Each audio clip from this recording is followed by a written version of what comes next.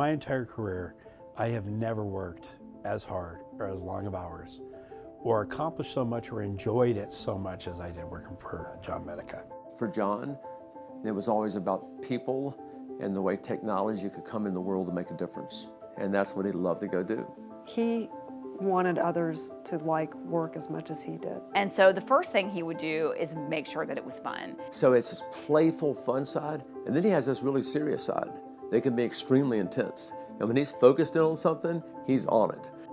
Our notebook business was struggling. John had a reputation at Apple in notebooks, and Michael made a key strategic hire to bring John on board to ultimately rebuild and reshape our notebook business, fix it. John Medica was more than an engineer. He was a businessman, a risk taker, a seller, an influencer, a creator, and a great leader. He always had an eye for what the final product was going to look like and wanted people to look at it and say, wow, that's cool. John's impact when he first showed up after a quick assessment was to cancel all of the products that were under development.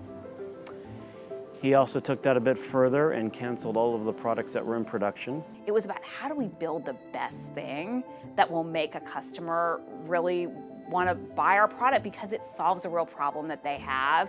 He had a really strong sense for what was important in terms of new technology, but also a very, very strong business sense of what was really commercializable. What could you make money on in the next 12 to 18 months, not 10 years down the road? So back then, the prevailing battery technology was nickel metal hydride. And that type of battery technology just didn't last that long. And Latitude XP was the first notebook that used lithium-ion technology that Sony had previously used in cameras. It wasn't translated to, I need 8 hours of battery life. What it was translated to was, I need a full work day, or I need coast-to-coast travel. Having the lithium-ion battery, you could take your Latitude XP on a flight from New York to LA and use it the whole time. When we went on flights, we all would go and check with people and see how it was going.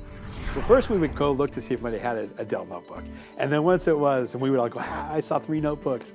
And then it was like, okay, how are you doing with your notebook? How much battery life do you have on it? That was really key for our business, especially when it came to corporate customers that are flying all the time and really are worried about productivity.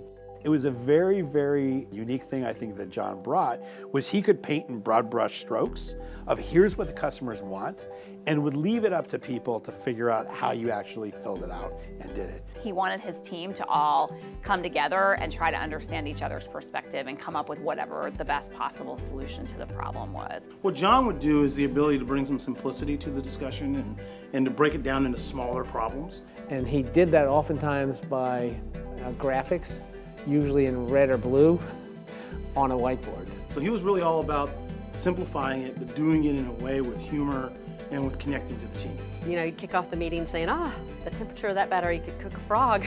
So he would use some type of what we called a Medicaism to describe a moment or a problem or a situation that was very unique. He would use that sense of humor to break the moment, to get people to regroup and rethink.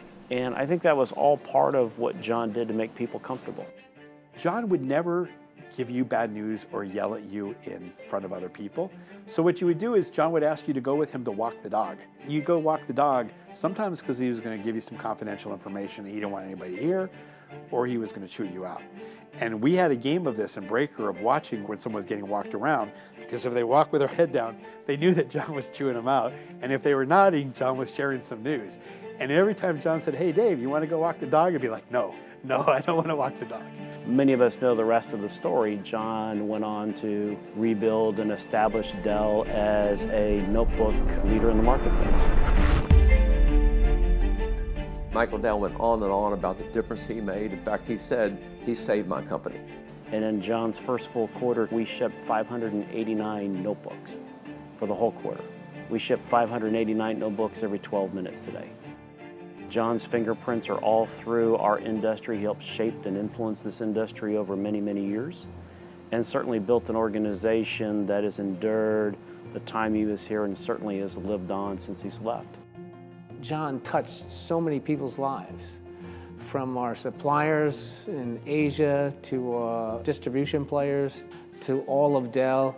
And if you as a Wake Forest student could find yourself in a role where you could influence that many people, touch that many people's lives in a deep way, in a meaningful way, and with impact, then that's probably a life well lived.